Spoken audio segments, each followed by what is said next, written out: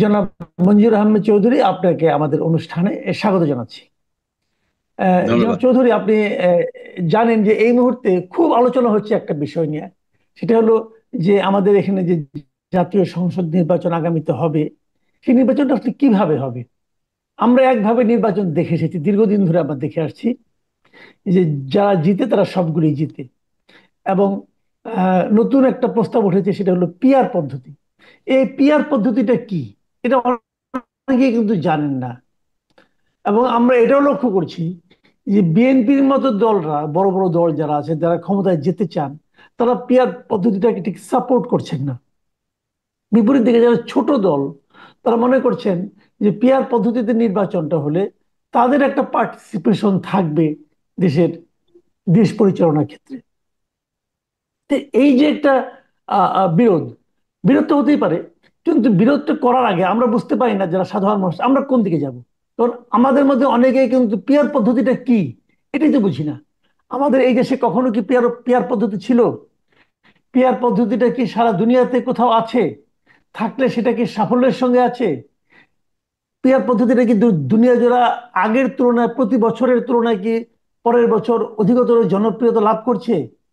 এই যে প্রশ্নগুলি মানুষের মধ্যে আছে, সেগুলোর উত্তর আমরা আসলে একটা একটা করে আপনার কাছ থেকে জানতে চাইবো। প্রথমে আপনার কাছে আমার যে প্রশ্নটা, সেটা হলো আসলে পিয়ার পদ্ধতিটা কি, তার সঙ্গে আমাদের বর্তমানে প্রচলিত পদ্ধতির নির্বাচনের পার্থক্যটা কোথায়? এখানে এক কথায় বলতে গেলে যে পিআর পদ্ধতি হচ্ছে প্রপোর্শনাল রিপ্রেজেন্টেশন। অর্থাৎ দলকে আপনি ভোট দিবেন, যে দল যত বেশি ভোট পাবে তত বেশি আসন পাবে। এখন ধরুন যে একটা আমাদের সংসদে 300টা সিট আছে। একটা দল 10% ভোট পেল, সব সারা বাংলাদেশে 10% ভোট পেল, অর্থাৎ সে 30টা সিট পাবে। এখন এই 30টা সিট কিভাবে ডিস্ট্রিবিউটেড হবে, কি কায়দায়, সেগুলি আমি পরে বলতেছি। তার আগে বলি যে বর্তমানে যে আসন ভিত্তিক সিস্টেমে প্রতিটা আসনে নির্বাচন হয়। সেখানে ধরেন আপনার 3জন ক্যান্ডিডেট দাঁড়াইলো, তিনজন ক্যান্ডিডেটের মধ্যে দুইজন 30%, 30% করে 60% ভোট পাইলো, একজন 40% পাইলো।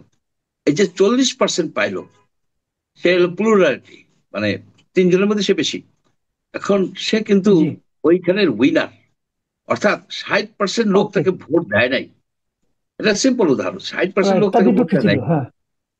তার বিপক্ষে ছিল, কিন্তু সে হুম। তাদের এমপি হয়ে গেল। এইটা, এই যে right. First past the post, এই যে সিস্টেমটা, এই সিস্টেমে উইনার্স টেক অল।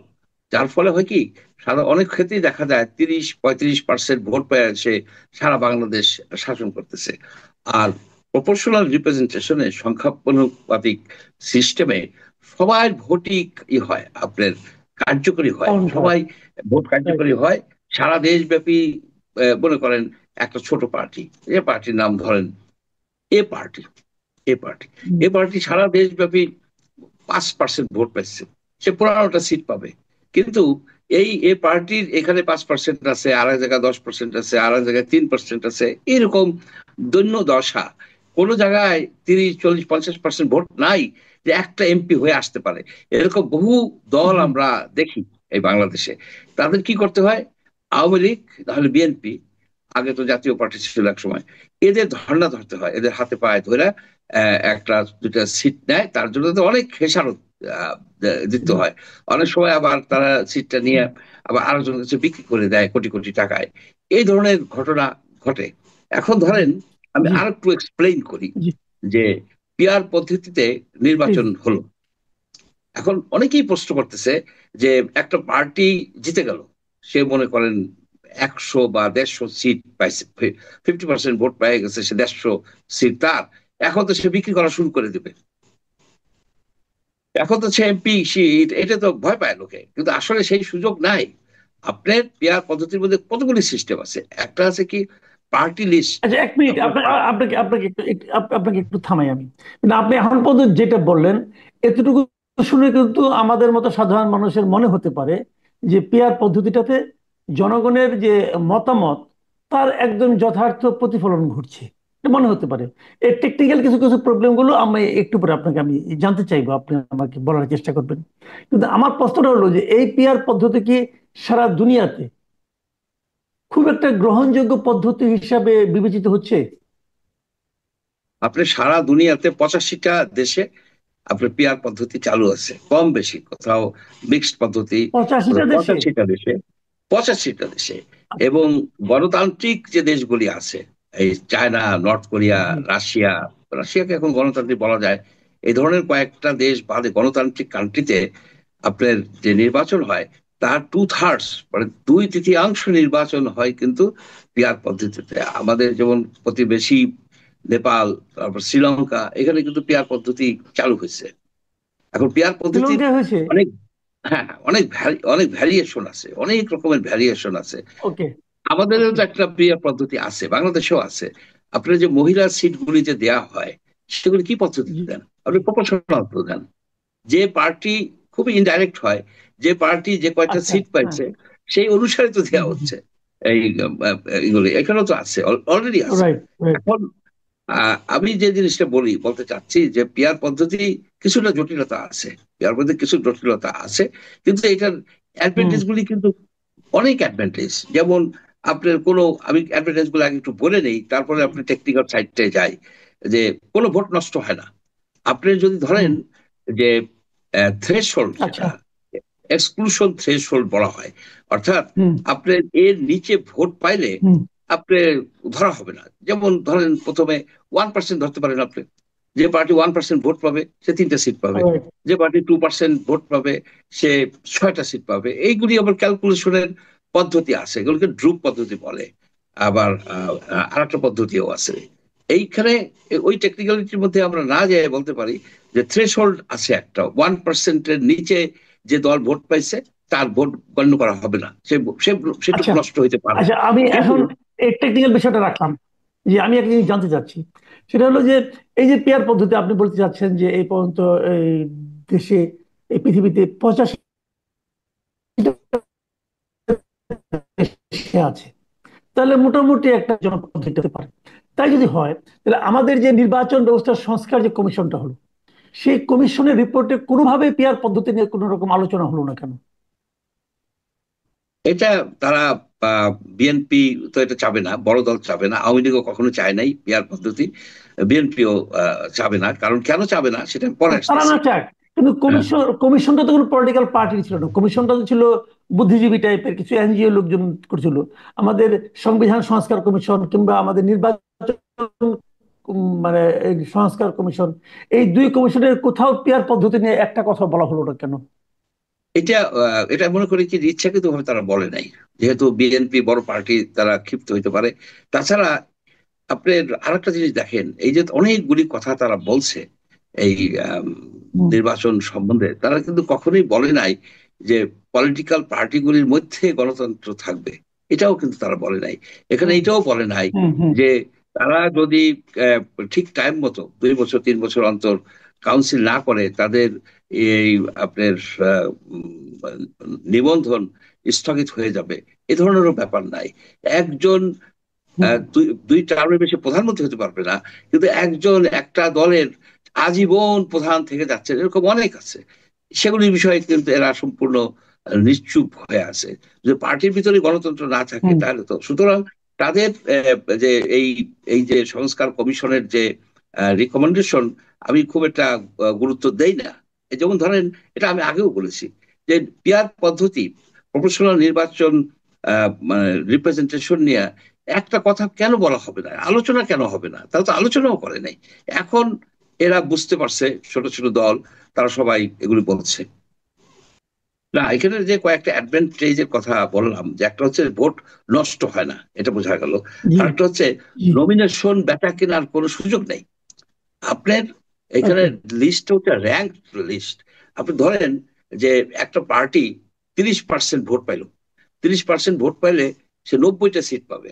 90টা সিট কিভাবে হবে? 1 থেকে 90 পর্যন্ত, 91 নম্বরও না, একেবারে 1 থেকে 90 নম্বর পর্যন্ত এরা এই এমপি নির্বাচিত হইলো। এডিশনাল লিস্ট থাকে, যদি এর মধ্যে একজন মারা যায়, কেউ রিজাইন করে, তখন নিচের থেকে উপরে নিয়ে আসা হয়। সেটা হলো এক্সেপশন। না, এখন কিন্তু আপনি আমাকে একটা কথা বলেন, আপনি আমাকে একটা কথা বলেন, এখানে একটা কথা আমি একটু জানতে চাচ্ছি।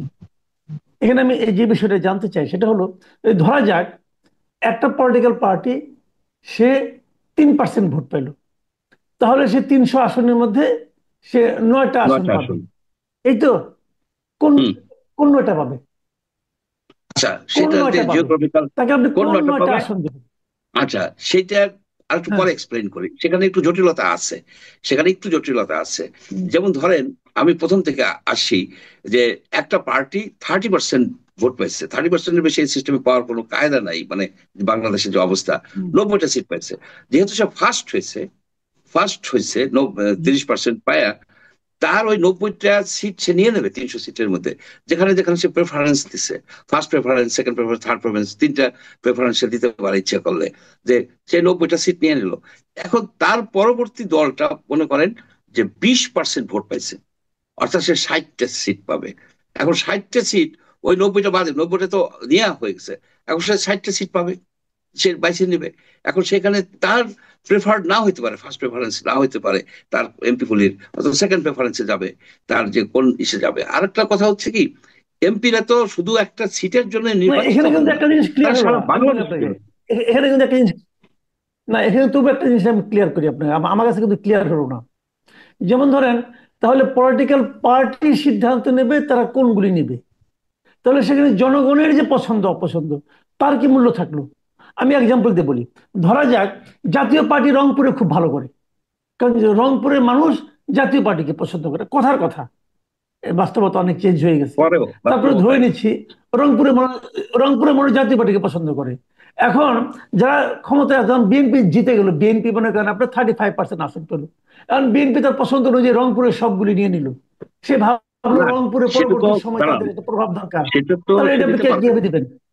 আর আপনার বিএনপির 30%-এ 90টা সিটের 90 জন ক্যান্ডিডেটই তার যে প্রেফার্ড জায়গা, প্রেফার্ড সিট, সেটা তো সে ইন্ডিকেট করবে, সে তো ইন্ডিকেট করবে। রংপুরে তো যেহেতু বিএনপি রংপুরে উইক, সে ওইখানে তো ইন্ডিকেট করতেছে না, যার যার জায়গায় যে পপুলার সে তো সেটাই করবে। যদি কোনো কারণে ওইটা না পাইতে পারে, সেজন্য আরেকটা হয়তো সে দিবে, হয়তো আরেকটা দিবে, থার্ড অপশনও রাখবে। এইভাবে প্রথমে যারা মনে করেন যে যে সিট চাবে, যে যে সিট যাবে, সেই 90 জন তো সেই সিট পাবেই।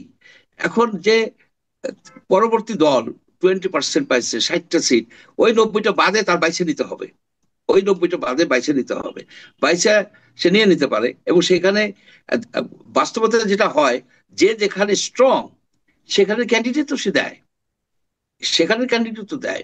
এবং ধরেন যে জাতীয় পার্টি রংপুরে, দিনাজপুরে, পঞ্চগড়ে এইসব জায়গায় স্ট্রং, এবং হবিগঞ্জের দিকে আছে, বরিশালের দিকে কিছু আছে, সে তো ওই সব জায়গা থেকে ক্যান্ডিডেট দিবে, যাতে তার ওই লিস্ট দেখে জাতীয় পার্টির সাপোর্টাররা তাকে ভোট দেয়। এখানে ইয়েও আছে, আপনার বেশ কিছু আহ, মানে পলিটিক্যাল ম্যানুভারিংও আছে, পলিটিক্যাল স্ট্র্যাটেজিও আছে।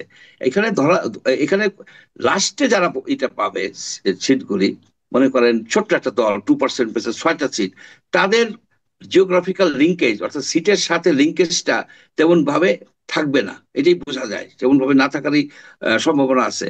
কিন্তু তার আচ্ছা, যুক্তি হচ্ছে এটা, আর একটা যে কথা, আমি সে তো যতটুকু জানি,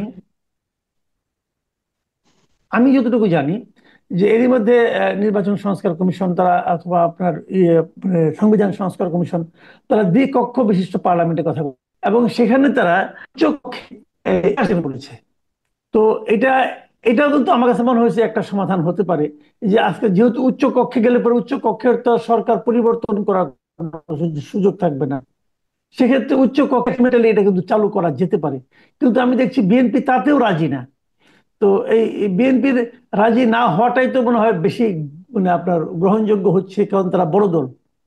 হুম। কিন্তু ছোট দলগুলি, জামাত, ইসলামী দলগুলো সবাই দেখি পিয়ার পদ্ধতির পক্ষে পড়ছে। আচ্ছা, তার কারণ তো আছে, আমি আপনি কিছু ডাটা ব্যক্তিগতভাবে দিয়ে কোন আমি লাইনে দেখাবো। আছেন? প্রথমত, যে দ্বিকক্ষ বিশিষ্ট সংসদ আপনি কেন করবেন? আপনি কি প্রদেশ আছে? আপনার কি এক একটা রাজ্য আছে ভারতের মতো, কিংবা অন্যান্য দেশের মতো, পাকিস্তানের মতো, যে আপনি দ্বিকক্ষ বিশিষ্ট করবেন? দ্বিকক্ষ বিশিষ্ট বিশিষ্ট করার কোনো জাস্টিফিকেশনই তো নাই। আপনি তো ইউনিটারি কান্ট্রি এইখানে। আর এই যে বলে যে দ্বিকক্ষ বিশিষ্ট সেখানে প্রপোর্শনাল যদি করা যায়, তো একই তো কথা হইলো। সেখানে বেশি ভোট যাদের, তারা লোয়ার ইসেও আছে, চেম্বারেও আছে, আবার প্রপোর্শনালও যদি দেন, দ্বিকক্ষ বিশিষ্ট একেবারে একেবারে একটা আননেসেসারি, একেবারে একটা ঘোড়ার ঘাস কাটার মতো তারা কাণ্ড কারখানা করে যাচ্ছে। যাই হোক, সেটা থেকেও বড় কথা হলো কি, আপনি যদি প্রপোর্শনাল নির্বাচনে যান, তাহলে নমিনেশন বেচা কিনা করার কোনো ই নাই, এটা হুম প্রিফিক্স। যে 1 থেকে 300 ধরেন, বা 1 থেকে 150, 300 তো আর হয় না, 150 ক্যান্ডিডেটের নাম একেবারে ফিক্স করে দিচ্ছে, ক্লোজ লিস্ট, এটাকে চেঞ্জ করতে পারতেছেন না। কিন্তু কিছু কিছু সিস্টেমে আছে যে ক্যান্ডিডেটকেও ভোট দিতে পারবে, আবার দলকেও ভোট দিতে পারবে। সেগুলি অনেক জটিল হয়, আমাদের জন্য সেটা ভালো হবে না। আর একটা বিষয় হচ্ছে কি, যেমন একটা দল, মনে করেন একটা দল আওয়ামী লীগ মনে করেন যেটা ছিল, ধরেন আওয়ামী লীগের ওই আগে নির্বাচনে এরকম হচ্ছে, সে যদি বর্তমানে আওয়ামী লীগের যে সেন্ট্রাল কমিটি, তার মন্ত্রী টন্ত্রী, পলক সাহেব, আপনার আরাফাত, তারপরে এই যে যেসব আছে, এদের সবাইকে যদি দিয়ে দেয়, 1 থেকে শেখ হাসিনা, কাদের সাহেব দিয়ে দেয় সবাইকে, না, সেটা কত পার্সেন্ট ভোট পাবে বলেন? ভরাডুবি হবে, ভরাডুবি হবে। কিন্তু এরাই কিন্তু উইন করে আসে এই সিট থেকে, হুম এই বর্তমান সিস্টেমে। কারণ এখন যদি ওই কলেজে যে প্যানেল ছিল না, সে প্যানেল আপনি দিয়ে দিচ্ছেন, এই প্যানেল দেখে ভোট দিবে। প্যানেলে যদি আপনি হুম যদি হুম এইসব লোকজন থাকে, এই ধরনের লোকজন থাকে, তাহলে ভোট দিবে না। সুতরাং এইখানে যে ভালো ইমেজ আলা, অনেস্ট যেসব রাজনীতিবিদ আছে, তাদেরকে তাদের আনতেই হবে। নাই না, যদি তারা ওই সব ক্যান্ডিডেটকে ই করে দেয়, প্রথম দিকে দিয়ে দেয়, আবার র্যাঙ্কিং করার একটা ব্যাপার আছে। আর একটা বিষয় আছে এইখানে, মহিলাদেরকে তাদের একটা অংশ দিতে হবে, প্রথম দিকে হোক মাঝে হোক, দিতে হবে। এটা আপনি আইন করে দিতে পারেন, সংখ্যালঘুদের আইন করে দিতে পারেন। আর একটা বিষয় হচ্ছে যে আমাদের দেশে একটা কোয়ালিশনের নামে, জোটের নামে এই হর্স ট্রেডিং হয়, টাকা পয়সার লেনদেন হয়। এখানে তো জোট করার কোনো কায়দা নেই, এটা তো জি মার্কা, একটাই মার্কা। সুতরাং এই সিস্টেমটাই যদি আপনার সুইচ করা যায়, তাহলে দেখা যাবে কি, ছোট ছোট দল আপনার অনেক বেশি, হুম হুম হুম আপনার তাদের রিপ্রেজেন্টেশন হবে। আপনার 2001 সালে জাতীয় পার্টি 7.25% ভোট পাইছিল, পপুলার ভোট, সব টোটাল ভোট। সিট পাইছে 14টা, কিন্তু তার পাওয়ার জি কথা হলো 22টা। হুম হুম 22টা। যেমন আরেকটা আমি উদাহরণ দিই, ধরেন জামাত 1996 জুনের ইলেকশনে ভোট পাইছিল 8.61, সিট পেয়েছে 3টা। তার পাওয়ার কথা হলো 26টা, ওই হুম প্রপোর্শনাল হলে 26টা, 23টা সিট কম পাইছে। এখন ছোট দলগুলি এইভাবে এইভাবে আপনার হুম তাদের হুম, রিপ্রেজেন্টেশন হারায়। আর একটা হচ্ছে, অনেক ছোট দলকে লোকে ভোটই দেয় না, যে এরা তো সংসদে যেতে পারবে না। এখন ছোট দলগুলি যদি তাদেরকে সারা দেশবাসীকে কনভিন্স করতে পারে, দেখো ভাই, তোমরা আমাকে ভোট দাও, 1% ভোট দাও, রাইট 9 লক্ষ ভোট, আমি হুম 3 জন এমপি পাবা, তোমরা তোমাদের রিপ্রেজেন্ট করবে। এইরকম অনেক দল আছে, তাহলে হবে কি, রাইট যে আপনি বড় কোনো দল একক সংখ্যাগরিষ্ঠতা পাবে না। একক সংখ্যাগরিষ্ঠতা যদি না পায়, তাদেরকে আপনার কোয়ালিশন করতে হবে, বিভিন্ন বাজেটের সময় কোয়ালিশন করতে হবে, বিভিন্ন বিলে কোয়ালিশন করতে হবে। যার ফলে এই যে একটা মানে এই যে একটা আলাপ আলোচনা, সেটা আমাদের জন্য অনেক ভালো। আমরা তো দেখছি যে অনেকেই বলে স্টেবল গভর্নমেন্ট হবে না, স্টেবল, স্টেবল গভর্নমেন্ট তো ছিল আমাদের 15 বছর, 15 বছর ছিল। এই 15 বছরে কি হয়েছে? লুটপাট হয়ে গেছে। যখন একটা এমপি জানে যে 5 বছরের মধ্যে তার কোনো পতনের সম্ভাবনা নাই, সরকার পতনের, তখন কিন্তু সে ঝাঁপাই পড়ে। আর এই সিস্টেমে যে কোনো সময় আপনার সরকারের পতন হয়ে যেতে পারে। আমরা তো সেটাই চাই, যেন সরকার যেন সবসময় একটা ভয়ের মধ্যে থাকে, পতন হয়ে যেতে পারে, যেন দুর্নীতি ঠুর্নীতি যাতে কম হয়। এই জিনিসটাই আমাদের জন্য সবচেয়ে সুটেবল হচ্ছে এই বর্তমানে এই প্রপোর্শনাল নির্বাচন ব্যবস্থা। জি অনেক ধন্যবাদ, অনেক ধন্যবাদ জনাব মঞ্জুর আহমেদ চৌধুরী। আপনি আমার, যদিও অনেকটাই একটা জটিল বিষয়, সম্পূর্ণ সবার কাছে ক্লিয়ার হলো কিনা আমি জানি না, তবে প্রিয় দর্শক, আমরা এটা নিয়ে প্রয়োজনে আরো একবার বসবো। এবং এই বিষয়টা নিয়ে যেহেতু আলোচনা হচ্ছে, এবং ছোট ছোট দলগুলো প্রায় সবাই এই পিআর পদ্ধতিটা চাচ্ছে, কাজে এটা নিয়ে আমার মনে হয় আরেকটু ডিটেইলে খোলামেলা আলোচনা হওয়া দরকার। আপনাদের কাছে এই নতুন এই পদ্ধতিটা সম্পর্কে আপনাদের কি ধারণা, কেমন লাগলো আমাদের লিখে জানান। আমরা এটা নিয়ে পরবর্তী সময়ে আলোচনা করব। প্রিয় দর্শক, এখন এই পর্যন্তই। আল্লাহ হাফিজ।